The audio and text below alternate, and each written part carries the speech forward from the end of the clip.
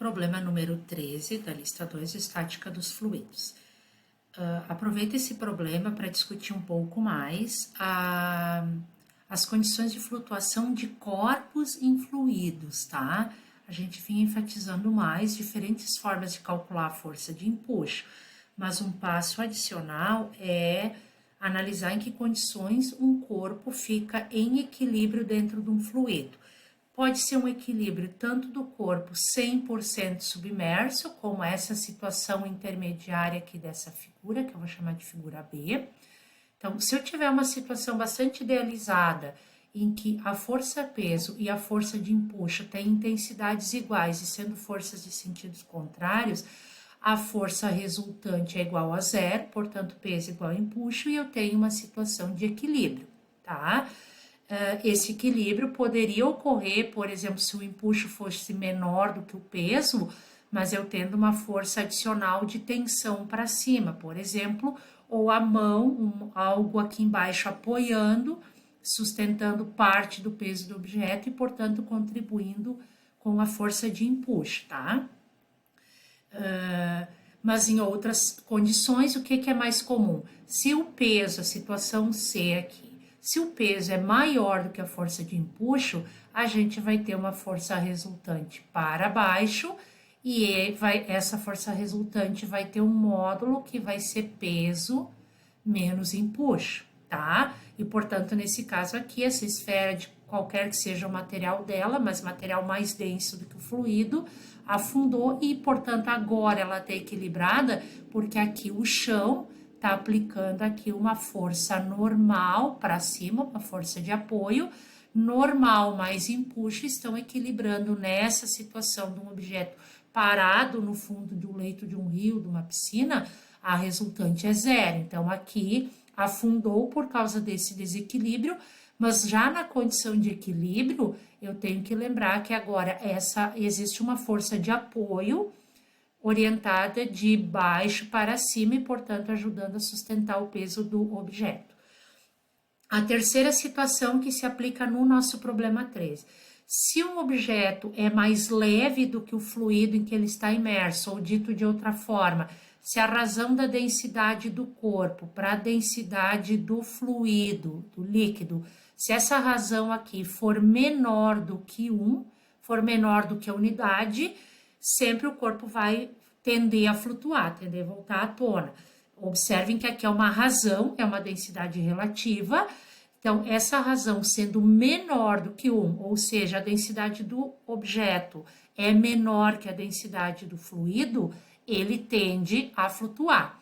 Mas quando esse corpo aqui restabelece o equilíbrio, digamos aqui, ó, parcialmente submerso, nesse caso aqui eu tenho uma resultante agora para cima, a força resultante aqui vai ser empuxo menos peso, orientada para cima, tá? Mas quando o corpo se reequilibra na superfície, eu passo a ter peso e empuxo de intensidades iguais. Empuxo igual a peso para satisfazer a condição da primeira lei de Newton, resultante igual a zero, tá? Então, aplicando isso em corpos submersos, empuxo igual ao peso. O empuxo é densidade do líquido, vezes volume de líquido deslocado, vezes a força da gravidade, e o peso do objeto que está em equilíbrio e flutuando no fluido vai ser a densidade do corpo, o volume do corpo, vezes gravidade, tá? Como eu tenho as duas forças em função da gravidade, eu posso simplificar isso aqui e vou só reescrever então aqui, que a densidade do corpo vezes o volume do corpo que está parcialmente mergulhado, que estou trabalhando aqui já, né, com empuxo igual ao peso, numa situação de flutuação, isso aqui vai ser igual à densidade do líquido vezes o volume de líquido deslocado. Ora, se eu sei que a densidade do corpo para um corpo flutuar é necessariamente menor que a densidade do fluido, como consequência, eu vou ter que o volume de líquido deslocado é menor do que a unidade, menor do que o volume do corpo. E, portanto, aqui, se for o caso, eu posso... Isso aqui já é uma expressão bastante útil, mas isso aqui também pode ser reescrito em função de uma razão. Por quê? Porque a razão densidade do corpo por densidade do fluido me dá a densidade relativa, e então isso aqui vai me dar um percentual, na medida que é menor do que 100%, e essa razão entre as densidades é igual à mesma razão entre o volume de líquido deslocado e o volume do corpo. Então, se eu sei o percentual de líquido deslocado, eu sei também qual é a densidade relativa, no caso desse corpo maciço, em comparação com o líquido onde ele está mergulhado, tá?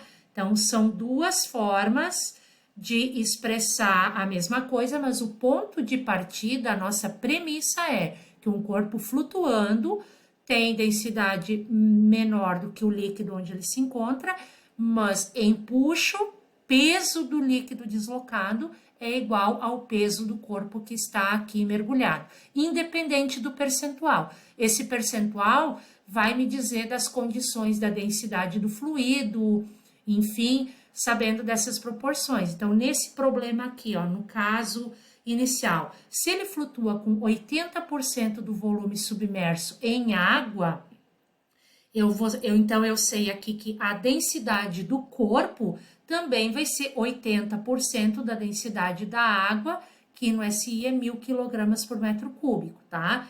Então, eu vou estar aplicando essas relações de proporção para avaliar também, conseguir, por exemplo, definir, calcular densidades de corpos ou dos fluidos onde eles estão. Aqui nós faremos as duas coisas. Aplicando, então, no item A, isso aqui, né? A densidade do corpo eu ainda não conheço, e o volume do corpo também não, mas eu sei aqui que a proporção, né, desses dois volumes aqui é 0,8, né? Então, eu vou colocar aqui, partindo dessa expressão aqui, densidade do corpo vezes volume do corpo igual a densidade do fluido vezes volume de fluido deslocado. Então, no caso aqui, não conheço a densidade do corpo, volume do corpo vou manter aqui, densidade do líquido 1.000 kg por metro cúbico, volume de líquido deslocado é 80% ou 0,8 do volume do corpo. Então, como isso aqui é uma fração do volume total, eu elimino uma segunda variável aqui, que é volume do corpo, e defino que a densidade desse corpo maciço, que pede para determinar a massa específica do corpo, é 80% de 1.000 e, portanto, é 800 quilogramas por metro cúbico, tá? Então, definimos a massa específica do corpo, 800 kg por metro cúbico. Só que agora, quando esse corpo é mergulhado num outro fluido, ele fica com 72% do seu volume submerso, tentei representar aqui com o mínimo de proporcionalidade, enquanto na água ficava com 82%. Então, a primeira reflexão que a gente pode fazer é: será que esse líquido desconhecido, que eu vou chamar de líquido X, é mais ou menos denso que a água? O mesmo corpo fica mais afundado na água do que no líquido desconhecido. Então, eu posso deduzir que ele tem o mesmo peso e eu preciso um menor volume de líquido, do líquido verde, aqui desconhecido, deslocado, para equilibrar o peso do corpo do que em comparação à água, porque nas duas situações, vejam que eu tenho peso do objeto e empuxo da água, nesse caso, são iguais. Aqui, continuo tendo o peso do objeto que não mudou, o empuxo do líquido X tem que ser igual ao valor do empuxo exercido pela água, porque está equilibrando o mesmo corpo, só que ele mudou de meio no qual ele está imerso. E, portanto, o que eu concluo? Se desloca um percentual menor de líquido, é porque esse líquido é mais denso do que a água. Se eu tenho um volume deslocado menor, eu posso deduzir, então, que a densidade desse fluido é maior, tá? Mas resolvendo numericamente a parte B, como podemos determinar a densidade do fluido? Aplicando novamente essa expressão ou essa vai nos levar ao mesmo resultado. Então, densidade do corpo em função da densidade do líquido é igual ao volume de líquido deslocado dividido pelo volume do corpo. Densidade do corpo agora eu sei que é 800 kg por metro cúbico. Densidade do líquido tá aqui. E o volume deslocado em relação ao volume do corpo agora é 0,72, né? Então, aqui só para manter um certo rigor algébrico, é 72% do quê? 72% do volume total desse objeto. Então, só para relembrar, poderia usar direto 0,72, mas é 72% em relação ao volume total do objeto que está sendo equilibrado pelo líquido X.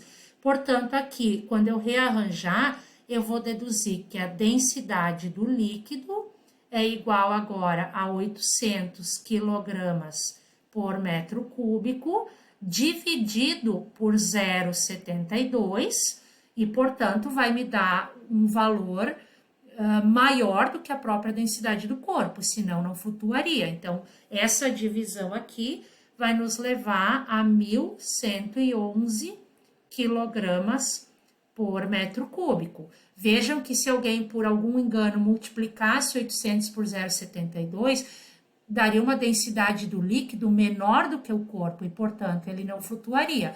Então, aqui eu fazendo uma pequena conferência, eu confirmo, valido que o meu cálculo está certo. Por quê? Porque a densidade do líquido X desconhecido, ela é de fato maior que a densidade do corpo. Portanto, essa densidade relativa, se eu fosse fazer aqui de novo, testar, que é de onde eu parti, 800 para 1.111, a densidade do corpo para do objeto, eu chegaria no 72% de volume deslocado, ou então 0,72 da densidade relativa deste objeto em relação a este fluido.